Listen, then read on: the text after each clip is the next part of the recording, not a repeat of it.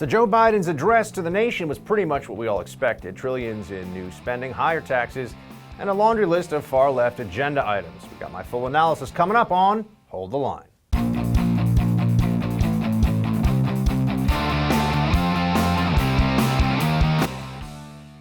We all know life can knock us down, but in America, we never, ever, ever stay down. Americans always get up. Today, that's what we're doing. America's rising anew, choosing hope over fear, truth over lies, and light over darkness. I liked it better when he said truth over facts. That was a while ago. Welcome to Hold the Line. I'm Buck Sexton. Okay, let's get right to it. Biden gave a speech. He read the words off the prompter, pretty much what you would think this guy would say. Still amazing to me that he's actually the president of the United States. And it really was undulating. It was going back and forth between boring boilerplate about, we are the future and we're going to come back and rising like a phoenix and, whatever, all the usual political speech stuff, to some pretty radical far left, particularly on the spending side, agenda items that woke people up for a second. Whoa, what was that? Another couple $1 trillion? Even for the federal government, once you're throwing around trillions, doesn't really make all that much difference. You've probably gone off into some kind of a delusion here. But this was really the state of the delusion speech in many ways. Biden acts like he has a mandate, even though if you had about 50,000 votes, give or take, going in a different direction in a handful of states, the guy wouldn't even be president. But we're supposed to believe that he has a mandate from the people to fundamentally transform the way that we do our business in this country, to change the size and scope of government in a way that will endure far after his administration is over. He's looking to take some big swings at the plate, and that's what part of last night was. But I first want to just point out that this is a president, he's in his first few months, his first 100 days now, and he could take it as an opportunity to bring us together. He could take this as a chance to unite the American people behind some common goals, like, for example, just getting past the pandemic, not making it political, and reopening the economy as fast as possible. But instead, he said this about the riot on January 6th. 100 days since I took the oath of office and lifted my hand off our family Bible and inherited a nation, we all did, that was in crisis. The worst pandemic in a century, the worst economic crisis since the Great Depression, the worst attack on our democracy since the Civil War. The worst attack on our democracy since the Civil War. Okay, worse than 9/11, worse than Pearl Harbor, worse than, think about this, the internment of Japanese Americans by FDR in World War II. Go down the list. A lot of really bad stuff has happened in the last 150 years, give or take. And here we are being told by Biden that a riot in which the only person who was killed as a result of violence in the riot was a pro-Trump protester, Ashley Babbitt, who was shot in the neck by a Capitol police officer through a door from about 20 feet away. She was unarmed. That's the only life that was lost. But Biden mentioned lives lost in the speech, adding fuel to the fire, rather, of the hatred that the left keeps creating toward the other side. They really believe that we're all insurrectionists. They really believe that they have the moral high ground always, no matter what they do, no matter what kind of constitutional violations they conjure up, because we're all the insurrection in their minds, which is just madness. It's absurd, it's unfair, it's disingenuous. But that's what Biden is, absurd and disingenuous, so I suppose there really shouldn't be any surprise about this. He also really fell into some absurd, amorphous, intellectual blob territory, and the boilerplate was almost suffocating. But here he is with no amendment is absolute. The country supports reform, and Congress should act. This shouldn't be a red or blue issue. And no amendment to the Constitution is absolute. You can't yell fire in a crowded theater.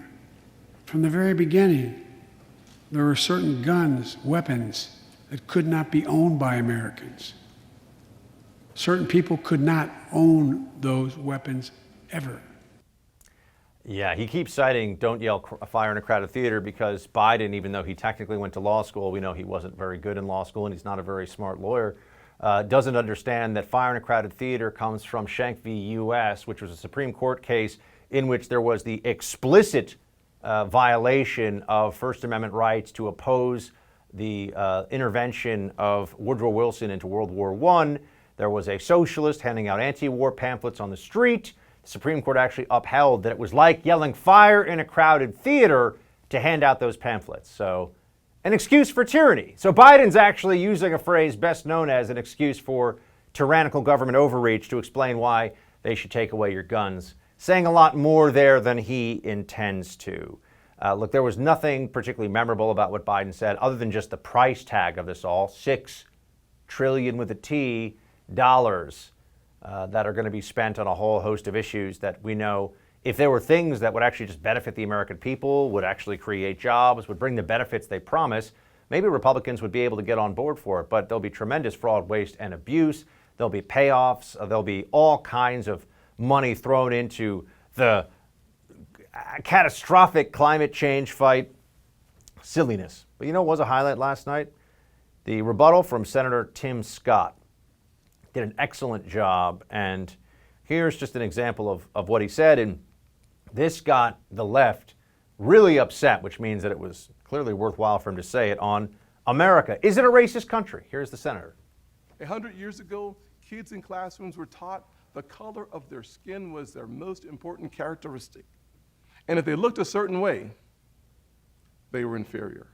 Today, kids are being taught that the color of their skin defines them again. And if they look a certain way, they're an oppressor. From colleges to corporations to our culture, people are making money and gaining power by pretending we haven't made any progress at all, by doubling down on the divisions we've worked so hard to heal. You know this stuff is wrong. Hear me clearly. America is not a racist country. Democrats outraged at that, and of course, to their lasting shame, there were a lot of Democrat voters who made the Uncle Tim hashtag trend last night for hours after Senator Tim Scott's speech, because that's the kind of thing progressives say about members of our African American community, our fellow Americans who don't toe the party line on politics, on issues that we saw discussed last night. They're attacked in the most personal terms by progressives who care so much about minorities. They're always talking about how much they care, and then just wait until you see somebody who's a minority who disagrees with them on politics, see the kind of things they say. All right, President Biden's speech last night included trillions, as we've discussed, in new spending. So how are we going to pay for all this? Will this actually happen? After the break, we've got former Assistant Secretary of the Treasury, Monica Crowley. She's going to join us to give her perspective. And just a reminder, tomorrow is the premiere of our Hold the Line special, Border Crisis, on the scene with me, Buck Sexton. I take you along on my recent trip to the southern border. You'll witness firsthand the full nature of the crisis we are facing. That's at 7 p.m. Eastern Time, right here on the First TV. Be sure to check it out. Some frontline footage, fascinating stuff. You need to check it out, 7 p.m. Eastern tomorrow. We'll be back in a moment. Have you ever wanted to invest in real estate, but you didn't have the time to do it on your own? I felt exactly the same way as you until about a year ago. I've always loved the idea of real estate investments, but I didn't know how to invest in real estate while staying committed to my profession. I mean, I'm super busy, you're super busy, you got family, work, things to take care of. How are you ever going to take those first steps to invest in real estate without making big rookie mistakes? Well, then I met my friends at Done For You Real Estate. They took all of the guesswork out of it for me. They found me an awesome property, they rented it out for me right away, they managed the tenant for me, and now I get a check every month like clockwork. Don't wait another second to see if my buddies at Done For You Real Estate can do for you what they did for me. Visit doneforyoubuck.com to see how it works. Again, that's doneforyoubuck.com. They'll take you through every step of the process, from picking the city, the house, getting the broker set up, getting the loan, even a tenant in place so that free cash flow starts coming in. That's right, go to doneforyoubuck.com today. I made it clear we can do it without increasing the deficits. Let's start with what I will not do. I will not impose any tax increase on people making less than $400,000. But it's time for corporate America and the wealthiest 1% of Americans to just begin to pay their fair share. Just their fair share. President Biden last night promising not to raise the deficit or raise taxes on the middle class. I got to tell you, I'm a bit skeptical. Since taking office, Biden has unveiled a massive spending spree, which, if passed, would cost the American taxpayer $6 trillion. In addition to the $2 trillion American Rescue Plan passed in March, Biden has proposed his infrastructure plan, which would cost an estimated $2.3 trillion. The American Family Plan as well, which would run close to $2 trillion. Make no mistake about it, this level of spending is unparalleled in American history. So just who's actually going to pay for all this? How will we pay for all of this? Joining us with her analysis of President Biden's speech and his spending proposals is former Assistant Secretary of the Treasury, Ms. Monica Crowley. Monica, good to see you. Nice to see you too, Buck. Thanks for having me. So how does this work? I mean, I'm not really a numbers guy, but he's not going to raise taxes on anyone making less than $400K. He's going to spend trillions of dollars and not add to the deficit. Do explain, through what financial wizardry can this be achieved? It can't.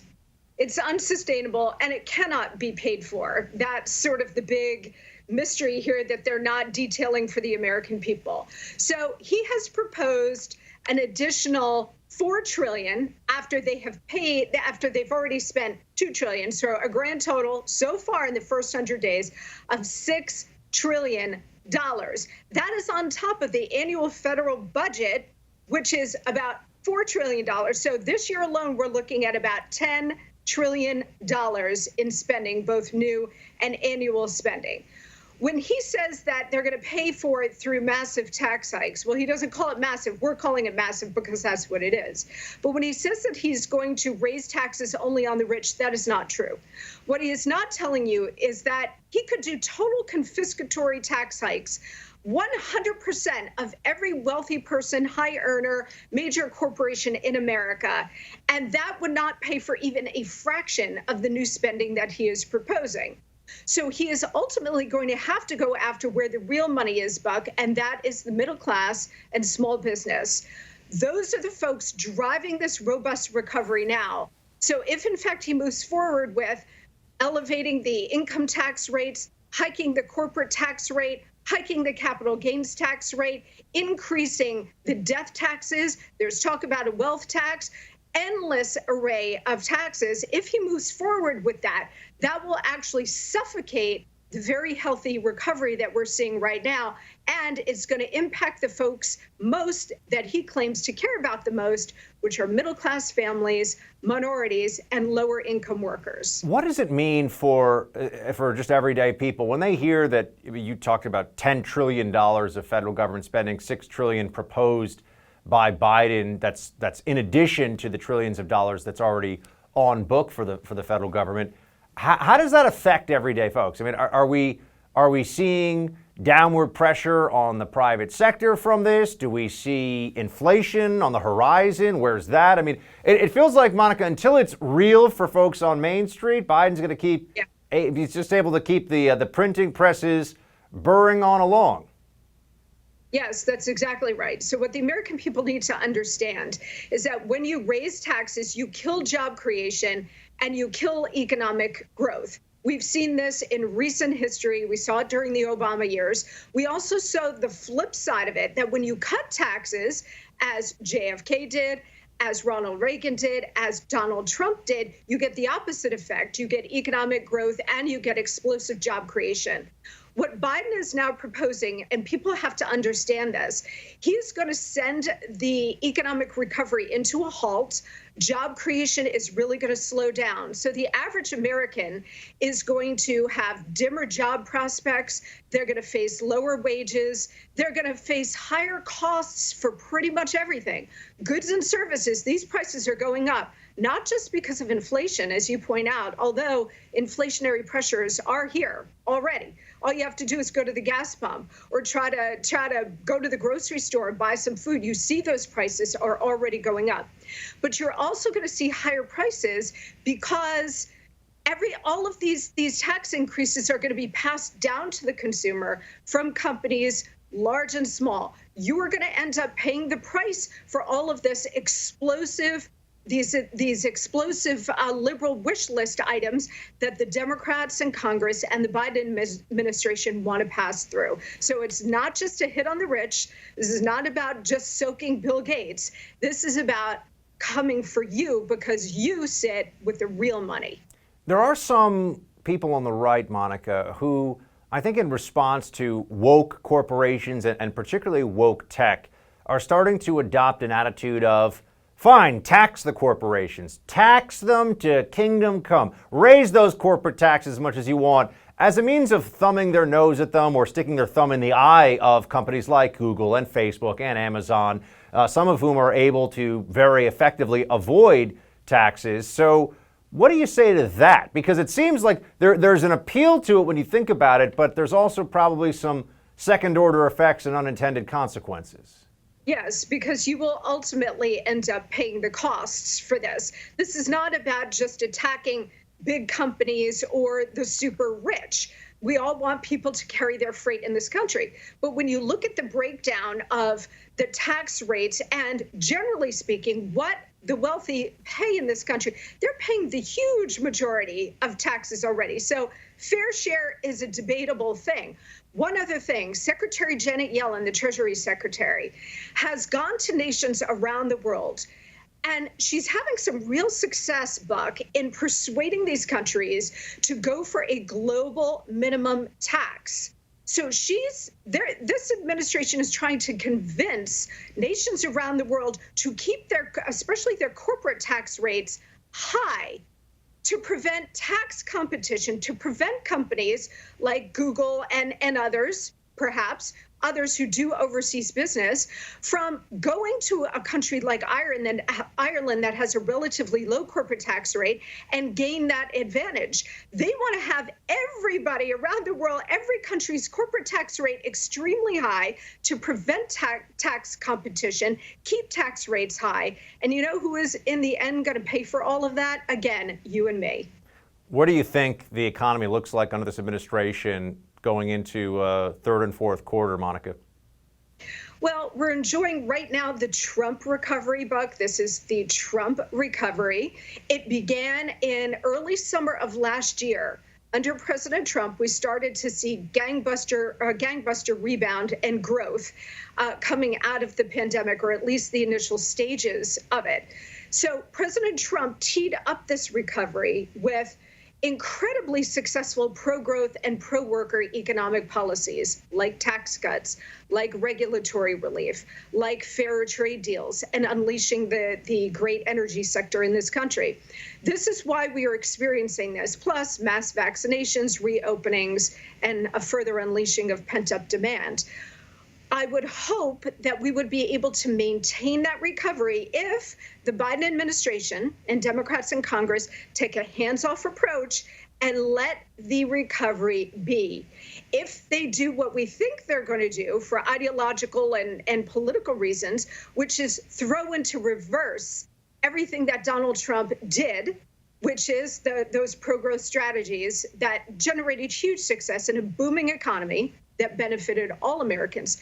If they reverse those policies, what you're going to see in the tail end of this year, certainly going into next year, an election year, it is going to be, I think, slowing growth, slowing job creation, and wage growth also coming to almost a standstill until people can figure out where the economy is going over the medium and long term. I think it would be extremely tragic for that to happen, but it looks like, because Orange Man bad, they're going to try to reverse much, if not everything, that he did that delivered us this booming economy and this muscular recovery.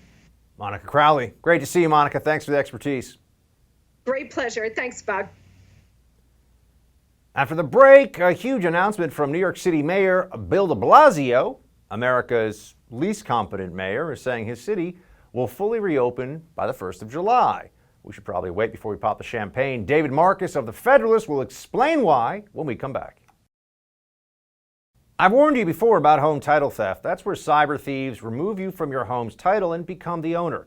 I said you better get Home Title Lock because it's coming. Well, if you're on Facebook, the big breach is here.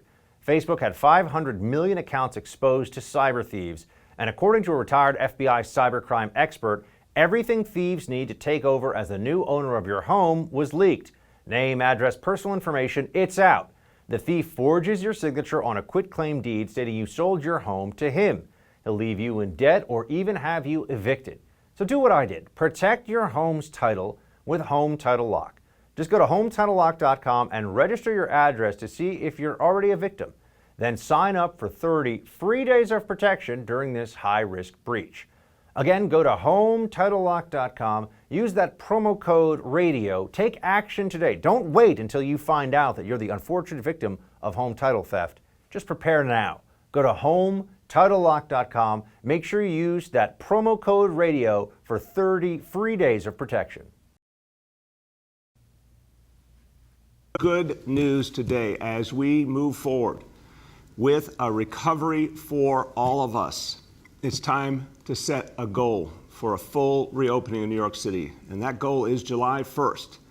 We are ready to bring New York City back fully on July 1st. All systems go because you've earned it. We're going to keep working hard every day to make this city safer and safer, but what you have done, everyday New Yorkers, what you have done is the reason I can make this announcement today. New York City Mayor Bill de Blasio announcing his intention to fully reopen America's largest city by July 1st. According to the mayor, the reopening will include restaurants and bars, small businesses, hair salons and barbershops, gyms, sports arenas, and theaters. Great news, right? The city that never sleeps might actually wake up. Well, my next guest is a little skeptical. David Marcus, New York correspondent for the Federalist, joins me right now. David, good to see you. I got to say, I'm with you in the skepticism bucket here because I remember when they were supposed to open gyms and they just kept saying, nah, not going to do it. We said, wait, we hit the metrics. I thought we were in the trust tree. I thought we were in the nest. Nope, not allowed. Yeah, I mean, my initial reaction to this, I guess, is yay. Great. Thank you, oh merciful mayor of Gotham, for letting me stay out after midnight, I guess. But there's a couple things. First of all, why not right now? For almost all of these things, if not all of these things, why are we waiting 2 months to do this? And second of all, we need a lot more than just the opening. We need some enthusiasm about the idea that, like, you can get back to your life normally now. And what I watched last night in that Biden speech, for example, sent any message but that. I mean, I saw Kamala Harris and Nancy Pelosi, who are both vaccinated, sitting there wearing masks for no reason, and yet the message is supposed to be: go to a theater, go to a jazz club, you're safe. So there's a whole mindset change that needs to happen, far beyond de Blasio just announcing July 1st as some magic date. Yeah, you pointed out last night in the Biden speech, every person in that room is vaccinated. Every person in that room was socially distanced, for whatever that's worth indoors. And yet all these Democrats were masked up. I'm sure some were double masked. And it seems, I mean, here you could just see folks walking in masks, lots of masks on. What exactly, the guidance is always premised on, well, you have to wear a mask because there'll be other people around who aren't wearing masks, and you don't really know. If everyone in the room is vaccinated, which is the case here, they're all vaccinated, why do they have to wear masks, David? No, it's ridiculous. They don't. And we spend so much time talking about vaccine hesitancy. What we need to be talking about is getting the hell back to normal hesitancy. Because there was no reason that room couldn't have been full of vaccinated people, just like it is for every other State of the Union address. And if Bill de Blasio is telling us that on July 1st, that's what we get to do, why weren't our elected officials doing it yesterday? So yeah, I'm still very skeptical about how this is going to go, and I really don't like the fact that we've got this 2-month period where suddenly Fauci could tell us there's some new variant from Mars, and this is forever now. I agree with you also on the sentiment that we're supposed to be thankful at this point. I mean, it seems to me like on the one hand, we're always being told how terrible America's COVID response has been. And we've done all these things that we were made to do, and we have 550,000 going on 600,000 dead from COVID, over 30 million infections that are confirmed, which means at least 5 times that amount is what's actually happened. And that may be a low-end estimate. And yet we still listen to these people? I mean, it all just seems so absurd at this point, but we can't just ignore it because they won't let us. No, I mean, look, we went from the American people are selfish and they're killing grandma to the American people valiantly defeated the coronavirus, like from 0 to 60 here. None of this has any real meaning beyond the basic question of, when are things normal again? And that's a question that no one's been able to answer. And it's deeply troubling. I mean, even CNN and progressive outlets are starting to get curious about this, and they can't even get answers. So I don't know, man. Yeah, and I want to make sure everyone's clear. I think that even when there's a reopen, there are going to be a lot of places that say, just to be safe, got to have mask mandates. Someone wants to spend the rest of their life, stifling their breath with a piece of filthy cloth that they really believe is saving them even after they're vaccinated from a disease. God bless. Go for that. Be a weirdo. The fact that they're going to make other people do it, though, is the part of this that I'm so concerned about and that I would bet money on right now. New York is not going to be mask-free indoors this year.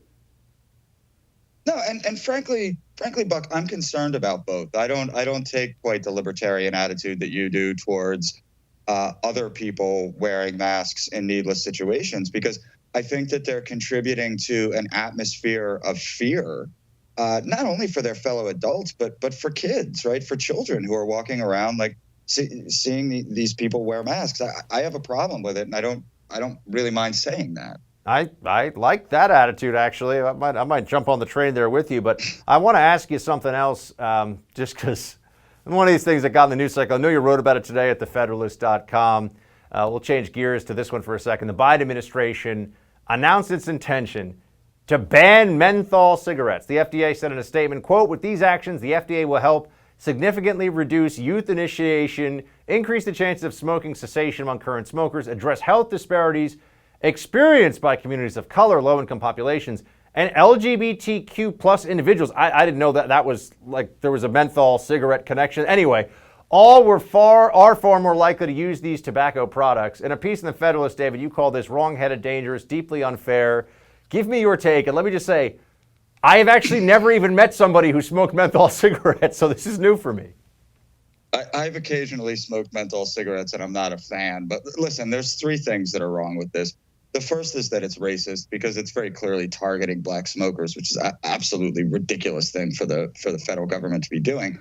2, it's going to create a black market in black communities that is going to lead to exactly the kind of dangerous police interactions that progressives claim to loathe, right? I mean, what was Eric Garner doing when he died at the hands of police?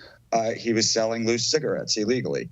And the third thing that it's going to do, and this is a subtle but important point, it's going to introduce into the United States an international counterfeit cigarette market that's really robust in Europe and Australia and other places. It almost all comes from, you'll never guess, China.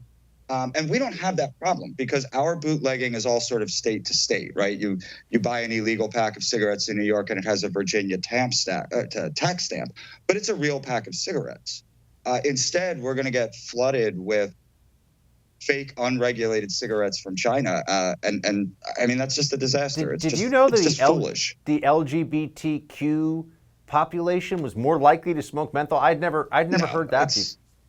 That's just seems... I mean that has to be made up. Yeah, I just feel like really. I don't. I mean maybe. Look. I'm not a smoker. You know more about this than I do, but it is what it is. Yeah. But I hate the nanny state stuff. Now I'm with all the psycho-libertarians now who hate seatbelt laws because of what's happened with COVID. I agree with them. You should be ride or die on your own accord with your seatbelt or not.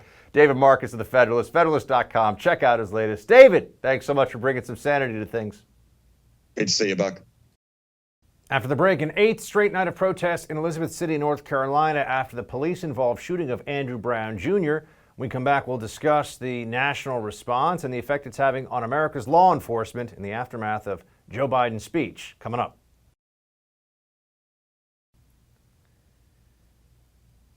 At least 9 people were arrested last night in the 8th straight night of demonstrations in Elizabeth City, North Carolina, where the family of Andrew Brown Jr. continues to claim the 42-year-old man was, quote, executed by police. Their account of events differs from that of the local district attorney, who says cops opened fire on Brown after striking officers twice with his car. The constant drumbeat has taken its toll on police departments around the country, and at least in part, led to a spike in violent crime around the country. We had Joe Biden, as you know, addressing the issue of law enforcement in his speech just a little bit, really around the edges. I want to take a moment now to look at what he focuses on and where we are as a country. As you know, last summer, in the aftermath of the killing of George Floyd, there were protests all over the country and a lot of riots too. And a general theme of all these riots, a general theme of what was being said, was that law enforcement is systemically racist. That's what we're told all the time. Law enforcement is systemically racist. And there are incidents that come up, like this one in Elizabeth City, where the facts are very much in dispute, but there are some people who do not want to wait. They assume that the facts are already in evidence in favor of the narrative that they would like to tell. And then when circumstances don't line up, they move on to the next one. You can see protests here. Now, protesting, legal protesting, is fine. It's also fine for me to say that if these individuals are protesting somebody who tried to run over police officers with his car getting shot, they need to understand that law enforcement officers don't have to get run over. They can use lethal force in that situation. This is like the Ma'Khia Bryant shooting recently, where you had a 16-year-old black girl who was killed by a white police officer. That was the story as it was reported all over the media. And then people had to come to the recognition, hold on a second. Ma'Khia Bryant had a large, very sharp knife and was swinging her arm back to stab to death another black girl on the scene at that incident. So what exactly are we to make of all this? Well, now is a time when honesty is absolutely essential. And we'd like to look to our leadership, we'd like to look to the people in charge in this country to be able to speak with credibility and with decency to the American people, including the law enforcement community and those who respect and support law enforcement, about what these situations are. Instead of propagating many of the lies, for example, that the Black Lives Matter movement continues to push, like law enforcement is systemically racist and continuously, without consequence, killing young black men, unarmed black men, without cause or justification and without any punishment. That's at the center of the BLM narrative. And Democrats like Joe Biden pander to this. They absolutely pander to it. Here's the president last night talking about a knee on the neck of, or rather, a knee of injustice on one's neck. Play it. We've all seen the knee of injustice on the neck of black Americans. Now's our opportunity to make some real progress. The vast majority of men and women wearing a uniform and a badge serve our communities, and they serve them honorably. I know them. I know they want...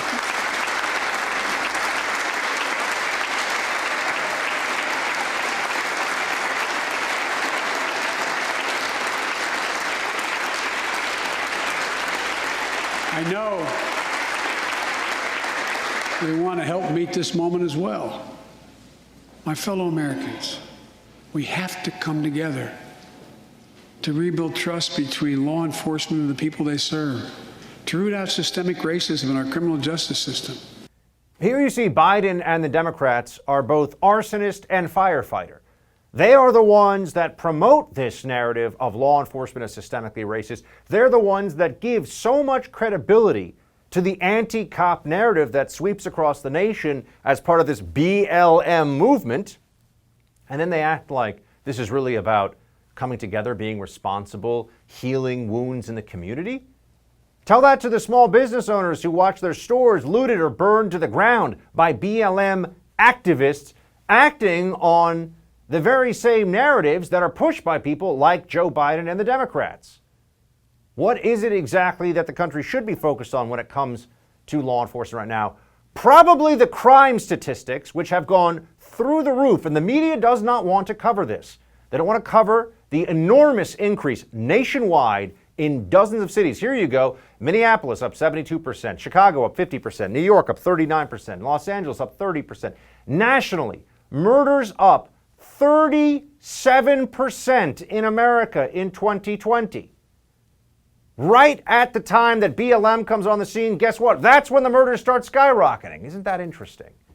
Maybe there's a correlation between law enforcement being defunded, law enforcement being thrown under the bus, cops feeling like they don't have support to actually do their jobs, and bad people doing bad things.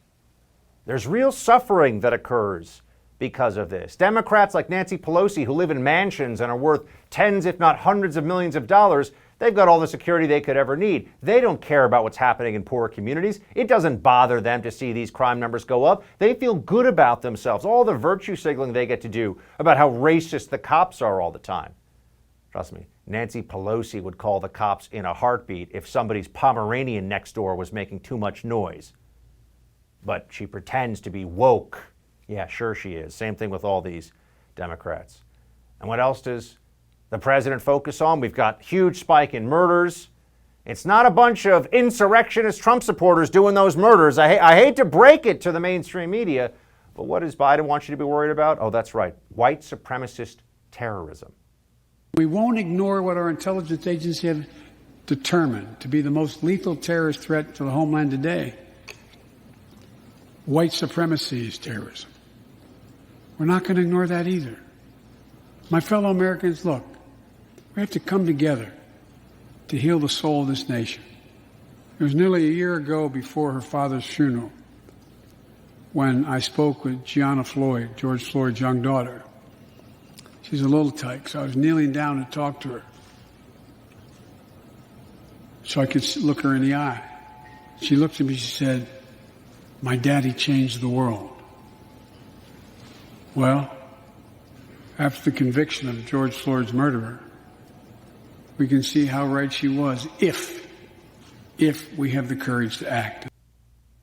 Yeah, white supremacist terrorism is the main threat we face in the homeland. Sure it is. All right, after years of partying and drugs, it looks like Hunter Biden has finally found a new gig, college lecturer. Would you trust him with your kids? We got that story and more coming up in Quick Hits. We're living in very uncertain times, and being prepared for the unknown is more important than ever. I'm sure you've noticed the world we live in today is anything but predictable. The government's passing massive spending bills. The Federal Reserve is printing trillions of dollars in fiat currency, and many experts are predicting inflation could run rampant in the coming months. That could spell disaster for the dollars in your bank account. We can all benefit from something a little more reliable right about now. Well, what could be more reliable than real gold and silver? I'm talking about real gold and silver you can actually hold right in your hands. Call the Oxford Gold Group right now and learn how easy it is to get real gold and silver sent securely directly to your home, or how you can have real gold and silver placed in your IRA or 401k. Just call the Oxford Gold Group at 833-600-GOLD and ask for your free guide on owning gold and silver. Again, call the Oxford Gold Group right now at 833-600-GOLD.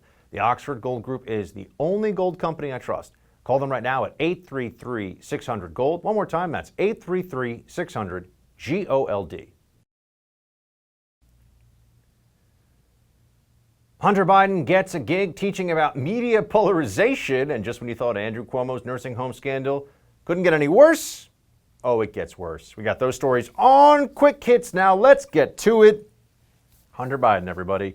The man who is perhaps best known recently. I mean, there's the tidy whities photos. There's a lot with this guy. And remember, he leans into the public. He leans into the limelight. He wants to make millions off of the public perception of him in one way or another. So, fair game.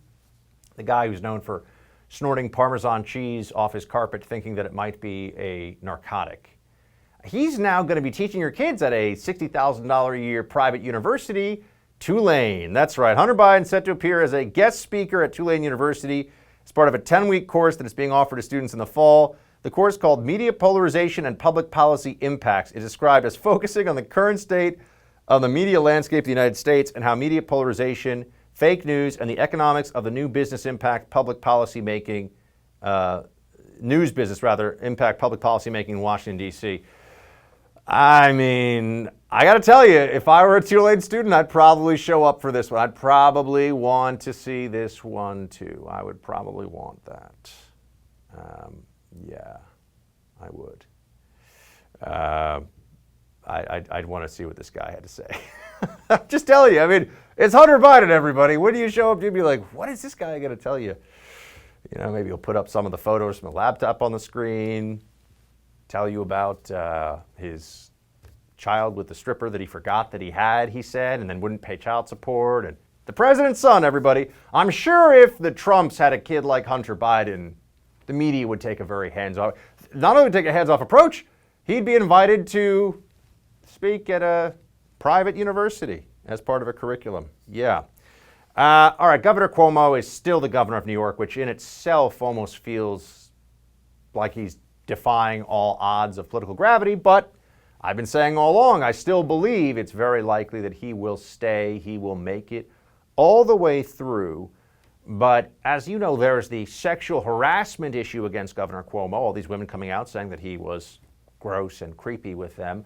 But there's something beyond that too. There's the nursing home catastrophe. I mean, this was terrible policy that may have resulted in lots of lives lost that would not have otherwise been.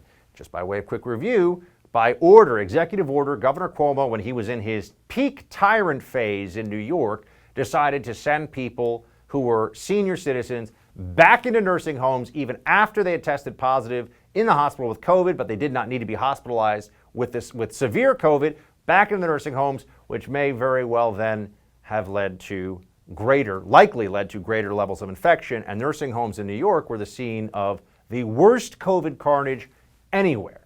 Well, it turns out Cuomo was hiding even more than we thought.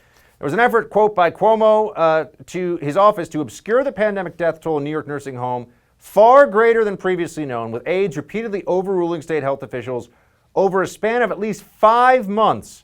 According to interviews and newly unearthed documents, Mr. Cuomo's most senior aides engaged in a sustained effort to prevent the state's own health officials, including the Commissioner Howard Zucker, from releasing the true death toll to the public or sharing it with state lawmakers. Yeah. Was even worse than we thought.